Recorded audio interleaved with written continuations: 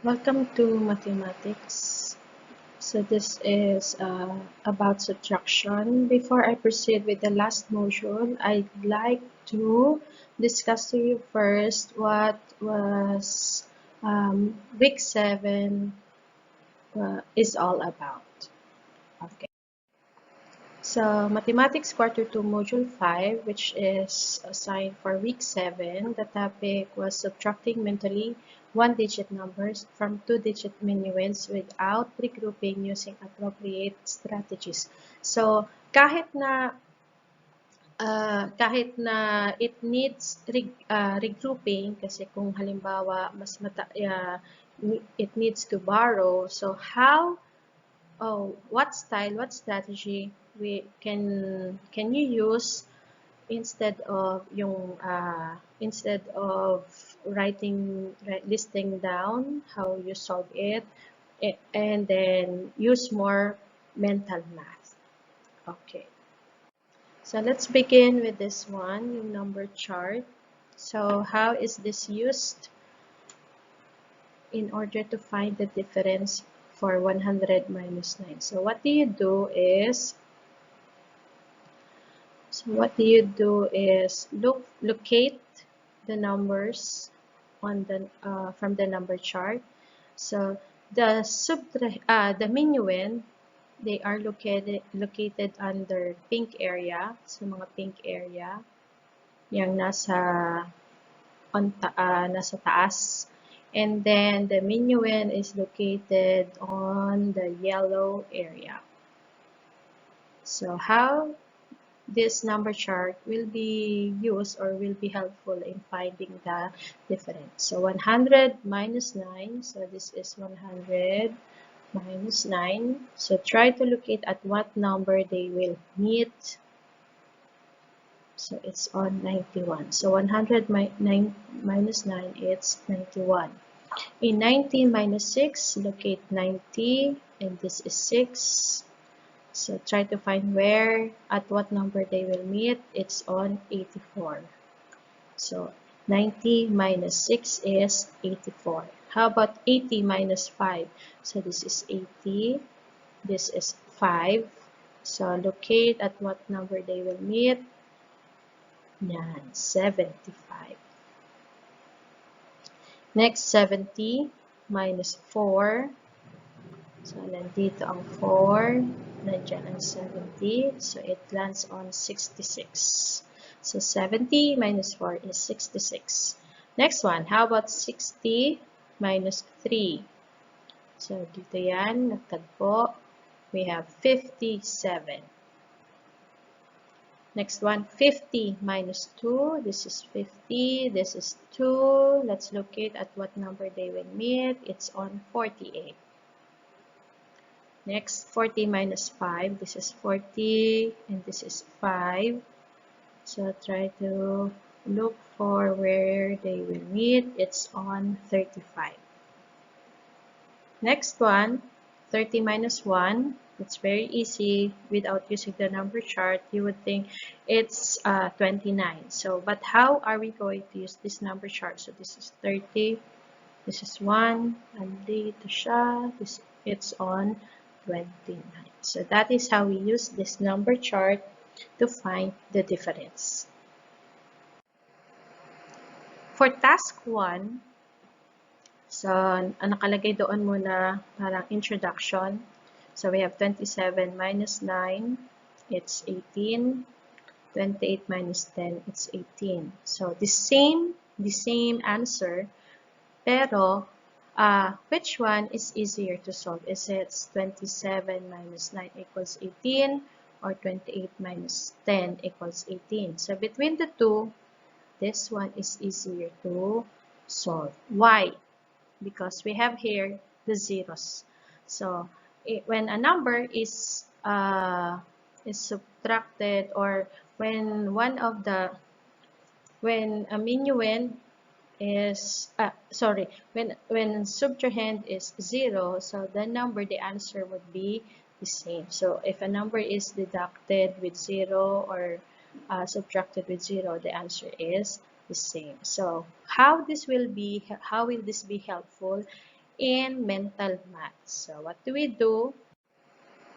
Yan. So, ang tawag dyan, friendly numbers. Those that end with 0, which like for 10, 20, 30, 40, 50, 60, and so on and so forth, they are called friendly numbers. So, this strategy, so this type of mental math, so we are going to make use of the friendly numbers. Why? So, halimbawa ng mga number sentences wherein friendly numbers are used. So, 23 minus 10. So, 3 minus 0, 3, pareho lang. And then, what you have, ito na lang ang magbabago ang number. So, 2 minus 1, it's 1. So, the answer is 13. With 36 minus 10, 6 minus 0 is 6. 3 minus 2 is 2. So, the answer is 26. So, these examples, making use of the friendly numbers, these are very easy. So, how can this be used? Okay, what do we do? So, dito, wala siyang friendly number. So, what our target is to make this number into friendly numbers, dapat ni 0, para we will answer it more quickly and easier. So, what do we do? 25 minus 8 is look for the subtrahend. So, which one is the subtrahend? Minsan nasa ilalim, like sugma din. So, this is 8 is the subtrahend. So, what do we do is try to find first what is the number or what more is needed in order for this to become a friendly number. Anong malapit sa 8? 10, 20, 30, 40, 50? It's 10. Okay, so how many more do we need para maging siyang 10? So, what do we do? Ang kulang pa is 2. Okay, so it means para maging siyang friendly number, it needs 2 more para ang 8 magiging 10. Ano? So, 10 na siya. Next one, next step, whatever we added here will be used doon sa minuend. So, the same din. Plus 2 din. So, 25 plus 2, it's 27. So, this time, from 25 minus 8, we now have a friendly number, which is, kasi naging ano na siya, 27 minus 10. So, let's try to find the answer. So, 7 minus 0, it's 7. 2 minus 1, it's 1. So, the answer is 17. So, this one, 17, can be used with the number sentence 25 minus 8, magiging 17 pa rin. Okay, another example. So we now have 51 minus 7. Okay, with 7, how much more do we need in order for this to become a friendly number na magiging 10? Anong kulang pa niya? It's 3. Next one. Okay, so for 7 plus 3, naging friendly number na siya, which is 10. And then, whatever was added here will be also used doon sa minuend. So, 51 plus 3, it's 54. So, we now have a number sentence of 54 minus 10. So, madali na lang to. So, we have 4 and then 4. So, the same answer will be for 51 minus 7 equals 44 din. Okay. Another 44 minus 6. How much more do we need para maging friendly number siya? It's 4. So, magiging na siyang 10. Ito naman, plus 4 din siya. So, magiging na siyang 48. So, let's complete the number sentence. 48 minus 10. So, 8. And then 4 minus 1 is 3. So, same answer. It's 38. Okay, next. 35 minus 9. So, how much more do we need para maging siyang friendly number? It's 1. So, ganun din. Prepare na din. Okay, and then, try to rewrite them. So, 36 minus 10. So, the answer is 6, dati lang, and then 2. So, therefore, 35 minus 9 is also 26. Teacher, paano po naging ganyan? Kasi pareho siya tinaas.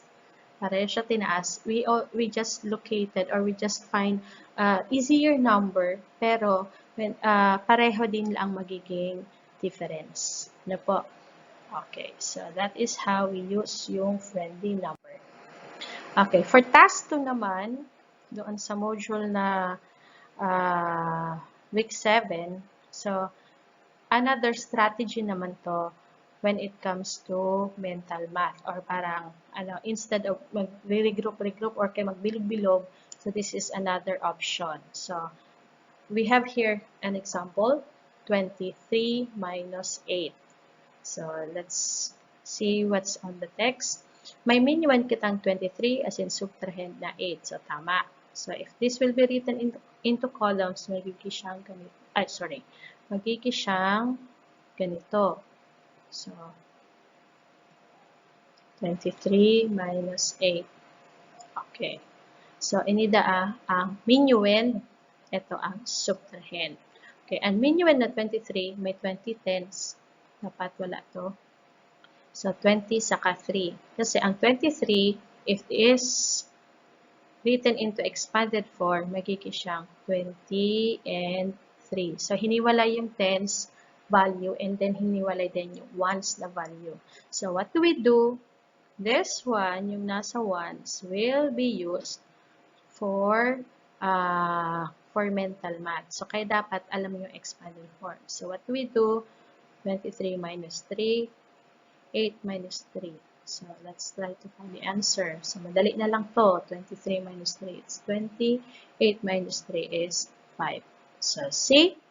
It now becomes a friendly number. So, either mental math na you count backwards para so that you can deduct, or you can make use, so the answer for here is 15.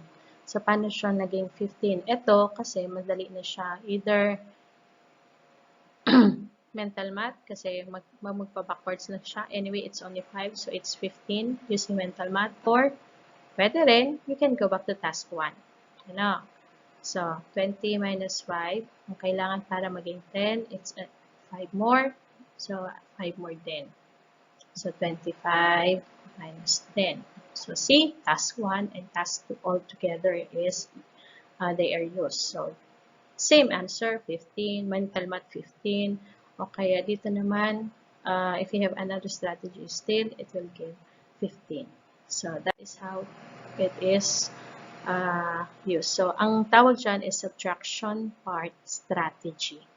So, you just don't forget, una muna, step 1 is expanded form, and then step 2, subtract with you subtract with minuend, and then you subtract with subtrahend, and then do it in columns. Okay, let's have another. Ito naman, 25 minus 7. When it was explained dyan sa module, medyo nakakalito kasi madaming arrows. So, simply this is how it is done. So, 25 minus 7. Okay. So, balikan muna natin itong area. So, let's find first expanded form of 25. It's 25. So, what will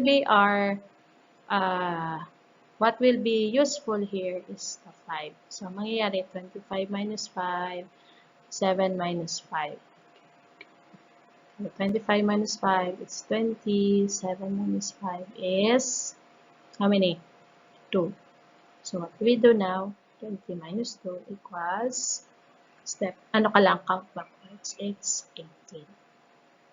So, see? So, between 25 minus 7 na 18, tapos 20 minus 2 na 18, mas madali ito, unlike with 25 minus 7.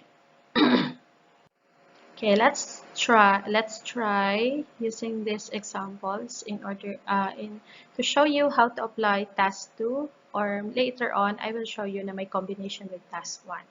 Okay, so what we do is dito muna sa left side, gawin ko to para sa expanded form. So 25. So 25. So 25. Oops. So 25 25 expanded form is 25.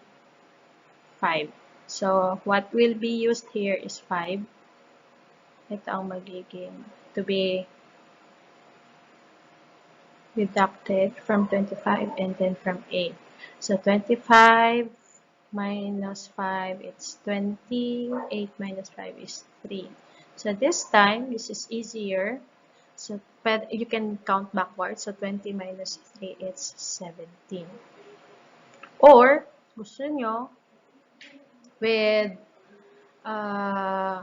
task 1 na combination, so, tingnan nyo, 20, ito na ha, 20 minus 3. How much more do we need para ito maging friendly number? Plus 7. Ano? So, ito din plus 7. So, this becomes 27 minus 10. So, 7. 2 minus 1 is 17. So, see? The same answer. Next one, with 51 minus 7, expanded form muna siya, 51. So, 51. So, which will be used here? Itong nasa ones. So, 50 minus 1, 7 minus 1.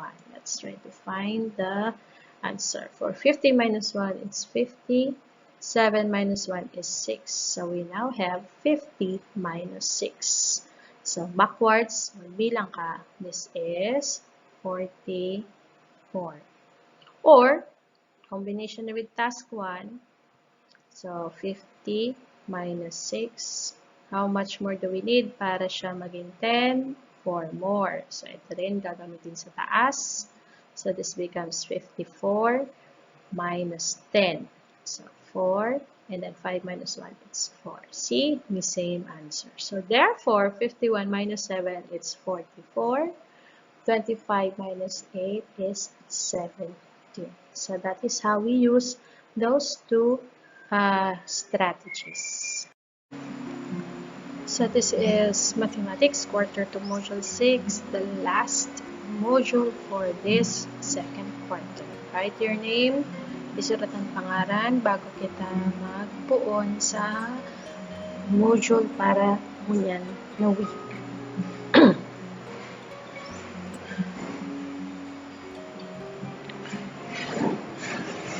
This module is about visualizing, representing, and solving routine and non-routine problems involving subtraction of whole numbers, including money with minuends up to 99, with and without regrouping, using appropriate problem-solving strategies and tools.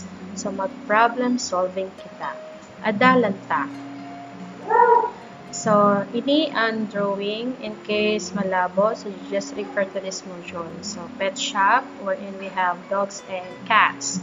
May pirang ido as in ikos sa pet shop. So, bilang ta. 1, 2, 3, 4, 5, 6, 7. Then, kasama si picture. So, we have 7 cats and dogs. Piragapos ang payokan ido as in ikos. So, the same answer, 1, 2, 3, 4, 5, 6, 7. Pinagapos ang bitis kan ido as in ikos. So, dog has 4 feet, also with cats. So, mabilang kita 4 degree, 4, 4, 4, 4, 4, and 4. So, 4 plus 4 plus 4 plus 4 plus 4 plus 4 plus 4. So, we have 28. Pira kadakulan payo kan ikos tapos kan sa ido. So, we count the cats first and then we count the dogs. So, 1, 2, 3, 4. 4 na cats. 1, 2, 3, 3 dogs. So, 4 plus 4 plus 4 plus 4 para sa cats, 16. 4 plus 4 plus 4 para sa dogs, 12. So, 16, anong pinagkaiba kan 16 and 12? So, iyo din, pirakadakulan payo kan ikos kan sa ido. So, 4 minus 3. So, find the difference. So, payo mo na. And then, with feet, so, ini man 16 kasi 4 plus 4 plus 4 plus 4. Apat na 4 and then with this one, 4 plus 4 plus 3. Tatlong 4. So, the difference between 16 and 12. So 16 minus 12. So that is how we can make use of subtraction in order to get the difference, comparing. So pre-test. So look at the box of crayons. One is 8 crayons, tapos the other one is 16. So may 2 boxes ng Crayola. 8 na Crayola sa salit na box, as in 16 na Crayola sa dakula na box. Pera kadakul ang Crayola, kan dakulang box, kan sa salit na box. So write the answer here, blank crayons. So again, you may make use of the operation suited for number 1 problem. Number 2, ang basket may 6 na bayawas, 4 na mansanas, as in 5 na mangga. Pira kadakul ang bayawas, as in mansanas kan sa mangga.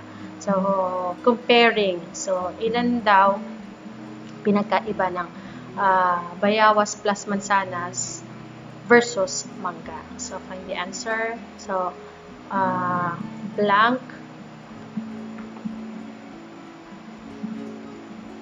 Tama ba? Blank bayawas as in mansanas combined, tapos deducted with mangga. Blank prutas. Okay, learning activities, task 1. So after I discuss to you every task, I will also show you examples on how to do it. Okay, so task 1 ang problem solving gamit ang take away. So this phrase is also was already introduced to you. Take away, ibig sabihin may tatanggalin, may aalisin. So adalan ta. Problem, si Mario may 10 na mansanas. Tinao ni Mario kay Julie ang 6 pirang mansanas ang natada kay Mario. So Mario has 10 apples. He gave 6 to Julie. How many apples are left to him?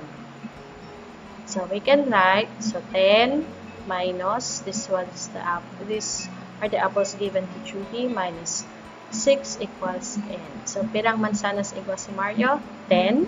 Pirang mansanas ang tinaon niya kay Julie, 6. Anong tigahanap sa problem? So based on the problem, you can locate it from the problem itself, yung question niya. Pirang mansanas ang natada kay Mario. That's why we have here, pirang mansanas ang natada kay Mario. Ano ang number sentence? So simply get the total number of apples minus apples given or taken away equals n. So we are preparing. Number sentence is just preparation for the next step. So ano ang 10 minus 6 equals n. So n equals 4. So ano yung natira doon kay Mario?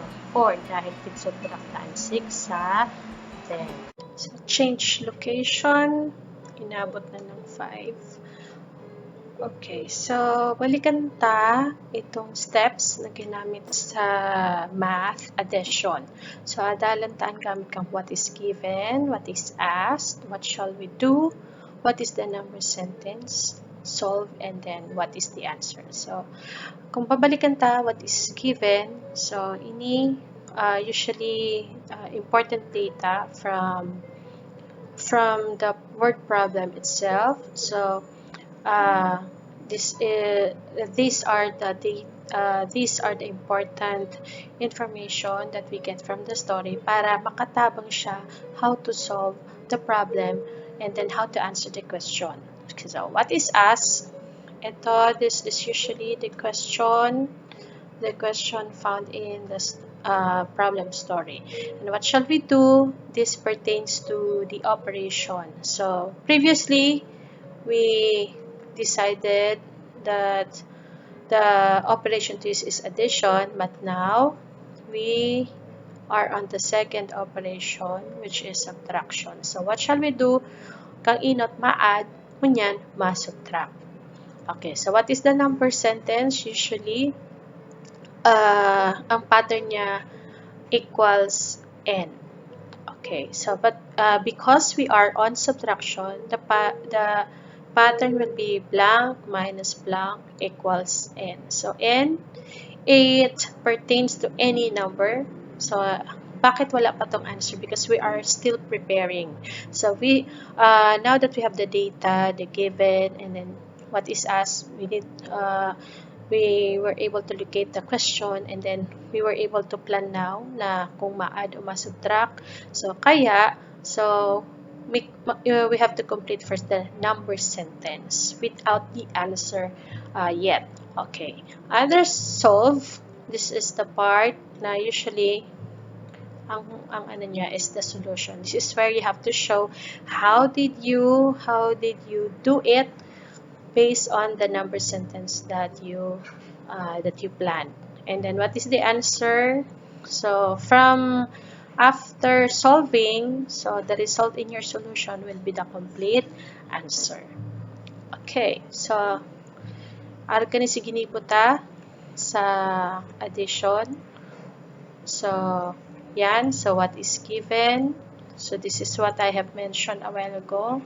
So these are the data, yung 23 boys, 35 na girls. And what is asked? So this is found on the problem itself. Usually, para maging clue, question. Ano? Then operation, because this activity was about addition, kaya ang operation niya ma-add. But this time, we are on the next operation. Oh, sorry. We now have the so what we are going to have now is our plan na ma-subtract or subtraction will do. Tapos, what is the number sentence? So, yan, may equals n. And then, when you solve, you show your solution. And then, with the complete answer, dapat complete. So, 58 na 58 na pupils. Okay, so how is this related with subtraction? So, parang pinalit lang ang operation. Okay, so this is in regard with task 1 and 4 from your module. So this is an example. So I'll read it aloud. May binakal si Mila nin 48 na sestaw na mango juice saka apple juice na ititinda niya. Kung may 25 na sestaw mango juice, pira ang sestaw apple juice. Okay, based on this problem, sa pira gabos ang juice. So the total number, so yaon dyan, 48. 48. Next one, pira ang mango juice na nabanggit. O yan digdi. So 25. So this one, iniyo, this is the question for you to locate the given. Okay, next one.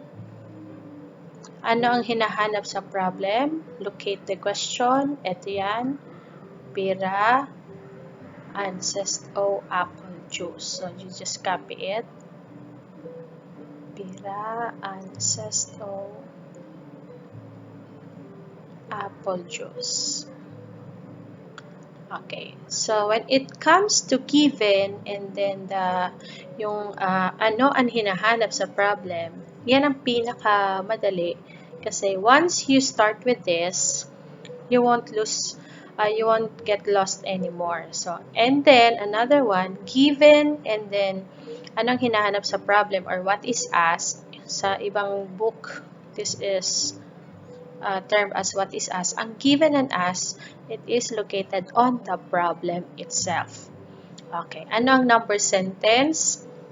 So, dahil ito yung kalahatan, and then this is the number of mango juice, so anhan na punta apple juice.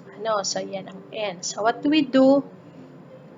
Anong mauuna? 48 or 25? Is it blank minus blank equals n? So, ano dapat mauuna? Is it which will be our minuend? Siyempre, the bigger value. So, which is 48 minus 25 equals n. And then, Now that we have the number sentence, we can now write them in column. Minus 25. Tapos, start with the ones. 8 minus 5 is 3. 4 minus 2 is 2. So we have now the difference, which is 23. Okay, so this one will be written as our complete answer. But let's also mention what are these. 23 ano ini. So sa mahanap, balikan what is as or anong hinahanap sa problem. Ano sinahanap? Ini. Yan po. Zest o apple juice. So, yung 23 is what we now have as our zest o apple juice. Yan. So, therefore, because we were able to give the answer, so therefore, we were able to solve the problem. We were able to give the answer for this question, pera and zest o apple juice. To our module, so this is what you have to do for this page. This is page 7.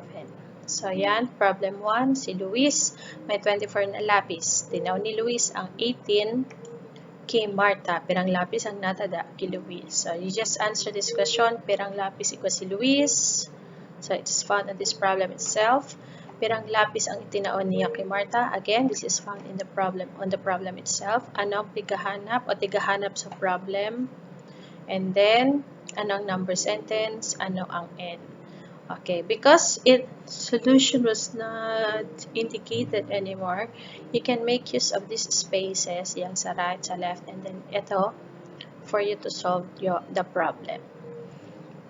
So, pause or either pause this video or you just answer when this video is done.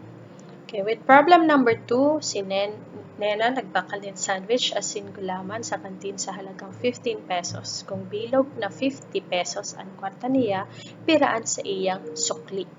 Okay, piraan kantidad kan sandwich asin gulaman. So don't forget the peso sign because this is about money. Piraan kwarta niya.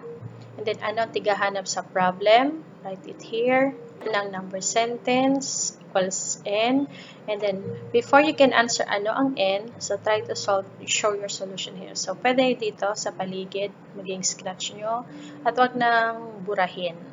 Kahit may sulatin, it's alright. Okay. Problem number 3.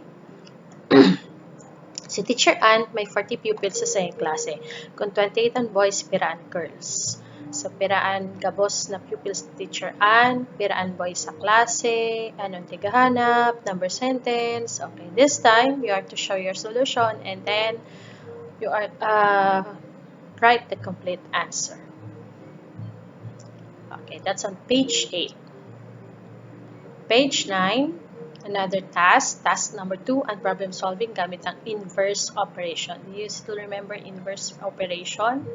So, si Marion, nag-iisip ng duwang digit number. Kung tig-add niya ang sum ay 5. Kung tig-subtract niya ang difference 1. Anong duwang number na tig-iisip niya? So, ang 4 sa ka-1 ang tig-iisip niya. Ano ang sum sa ka-difference kay ni? Ang 2 sa ka-3 ang tig-iisip niya. Ano ang sum sa ka-difference kay ni? Dapat 5 ang sum as in 1 difference kan duwang digit number na tig-iisip niya. So, if you can remember yung triangle facts, so makakatulong yon. And then, hanapon ang duwang number na ang sum 5 as in ang difference 1. So, yan kagibuhon para sa page 9. Okay, balikan ta muna. Balikan ta digdi. So, this is task 2. So, kung ang sum, yaon yung, this is found on page 9. So, example. So, halimbawa, let's name the difference is 10. So, ano ang pwedeng mga i-combine to make a sum of 10? So, we can have pwedeng 1 plus 9. Kaya pwedeng 5 plus 5. So, yan ang pwede. Tapos, kung difference naman, 1, hanap mo naman ang minuend na sa kasubtrahen. So, with subtraction, blank minus blank, ano ang pwedeng 2 numbers that will be used as our minuend and that will be used as our subtrahend so that we can have a difference of 2. Okay, so, isip ka mo, 1 digit lang. So, halimbawa, 7. So, anong ibabawa sa 7 para maging 2 na lang ang tada? The answer is 5.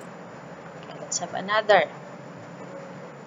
Okay, let's have 2 as our difference. Okay, how about if we have 10? What is the number to be subtracted from 10 so that we can get 2? So, anong answer? Only 1 lang yan. Only 1 possible answer. So, the answer is 8. So, that is what you have to do with task 2. So, parang laro. Partner-partner na dapat sakto, targeted yung answer. Next is task 3, a number sentence. Okay, I'll use the module first, then I'll explain to you. I hope it will be clear. Okay, so look at the platform balance. May n, ibig sabihin may kulang pa. And then this one is 3. And then on the other side, 1, 2, 3, 4, 5, 6, 7. So this is the total number. Ibig sabihin, how many more should this side would have in order for it to be equal to 7. So yan ang gusto sabihin. Ano nagsasabi sa picture? N plus 3 equals 7. Bakit? Why is this is n plus 3? So yan, n, isasama tong 3 para maging pantay with 7. So anong n na kung mag-add kita ng 3 equals 7? Paano makukuha ang n? Gamit ang inverse operation na tig-adalanta. So yung n plus 3 equals 7. So, pwedeng baliktarin na 7 minus 3 equals n. Ano? Kasi yung sum will now be a minuend, will now become a minuend. Tapos, yung addends na, yung second addend will become the subtrahend, and then n now will be the difference. So, pinaliktad baga, n plus 3 equals 7, naging na 7 minus 3 equals n. Kaya, we can now find for the n, which is 4. So, kapag ito dinagdagan ng 4, magiging pareho na sila. Pantay na, 7. So, next one, igwanin 12 na tukawan sa classroom, ang sarong lamesa, may 4 na tukawan, pirang tukawan sa duwang lamesa. So, this one, there are questions, pirang tukawan igwa sa classroom, igwanin 12, pirang tukawan sa kada lamesa, 4. Anong tigahanap? Bilang kantukawan sa duwang lamesa. So, may nakaano na, 12 na to lahat, and then ini na lang, may igwa ng 4, so pira pa daang digdi. So, anong number sentence? 4 plus n equals 12. Anong inverse operation? Yung 12, nasa unahan na, the n, kasi itong hinahanap, it is put on the after the equal sign, and then 4 will be our subtrahend. Kasi, di ba, yung addends, pwedeng mabaliktad. So, we can do it. We can also do it pag ang inverse naman, kung sakaling nasa gitna yung n. So, therefore, we have 12 minus 4 equals 8. So, 8 more chairs will be needed. So, how is this done? Task 3. So, halimbawa, ito, 12 plus, okay, I'll just change my,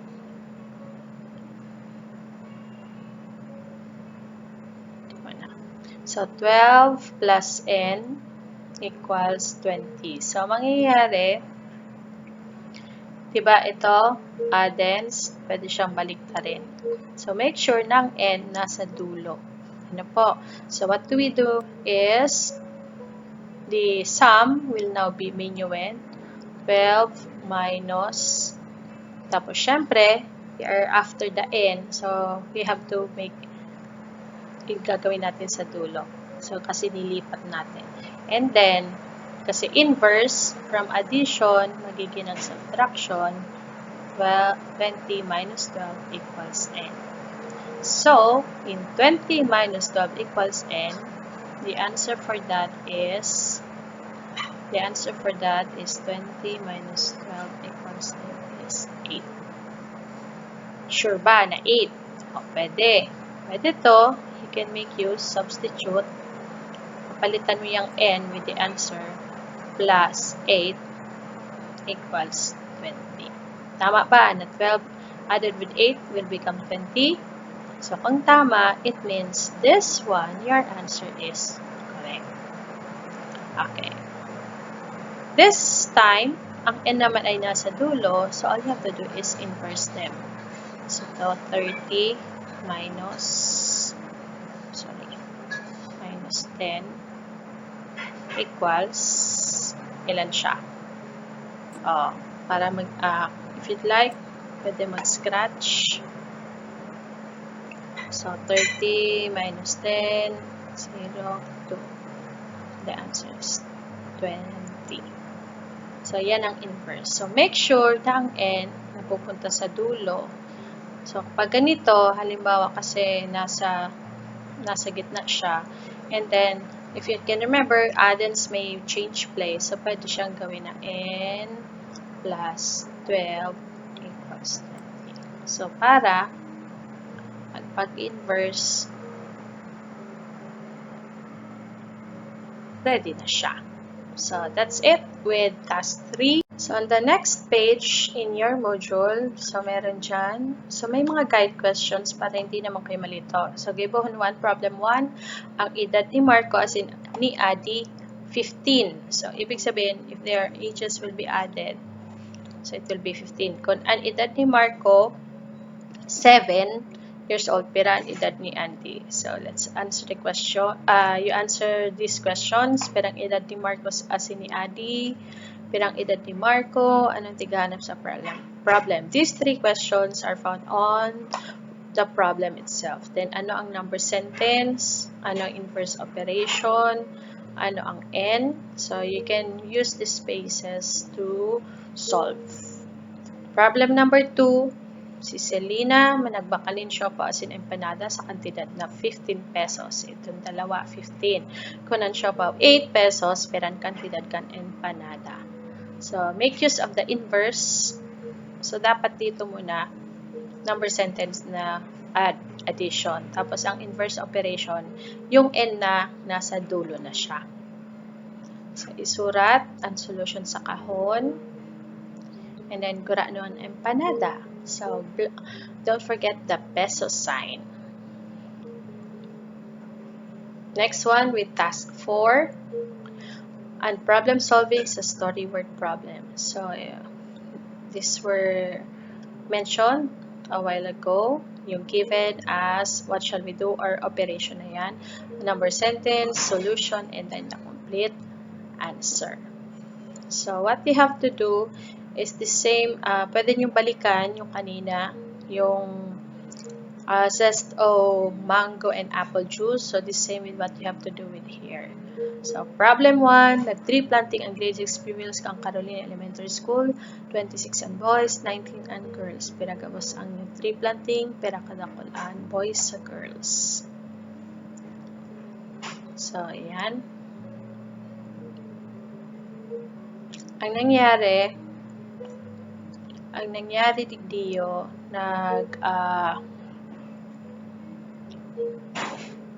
nag-gibo mo na itong with n, tapos saka na big value, so inverse na siya. So, show your solution and don't forget your complete answer. And then, pause or you just start answering once the video is done. So, problem number 2, si Paul as in si Randel, nagguno. When you say nagguno, they got nin Santol. Si Paul nagkaguno ning 32, si Randall nakaguno ning 27. Pira kadakol ang naguno ni Paul kan ki Randall. When you compare, kasi dito pira kadakol. So you make use of subtraction. So but you are to decide which will be the minuend and which will be the subtrahend. So what is given, what is asked, what shall we do, what is the number sentence, solution, and what is the answer. And then problem number 3, si Jerome as in si George nakabanwit ng 50 na tilapia. Kung 26 ang nabanwit ni Jerome, pira ang nabanwit ni George. Oh, so that is what you have to do. And then, post-test, sa grapon, igualing 30 na chocolate saka strawberry na lollipop. Kung 18 digdi ang chocolate na lollipop, pira ang strawberry na lollipop. So, number sentence, tapos isurat sa column for your solution. And don't forget the complete answer. Okay, next one. Nagkuha si Marion nin 10 na mangga sa basket. Kung 25 ang laog kan basket, pira ang natada sa basket. So, number sentence, decide ano ba ang magiging minuend, 10 o 25. Ano ba magiging subtrahend, 10 o 25. And then, after you're done with number sentence, write it in column to show your solution, and then don't forget your complete answer. Next one. Nagbakal si Nena sa tindahan ni Aling Maria. Ini ang mga binakal niya. So, nakalista. Tinapay na 20 pesos, bote ng mantika ni 18 pesos, sarong kilo ng bagas na 42 pesos. Kung ito, pinili lahat, kung 100 pesos ang binayad ni Nena kay Aling Maria, piraan sa iyang sukli. So, starting with given, ask, what shall we do, kung ma-add o ma-subtract, then number sentence, solution, complete answer. So, kung ang bilang kan mga bola, 25 minus n equals, an n. So, you can use inverse para yung n mapupunta sa dulo, magiging equals n. And then, don't forget to write the complete answer. So, that's it. We are on the last page. We are on the last module. Wow! Congratulations! You are now finished with second quarter. Goodbye.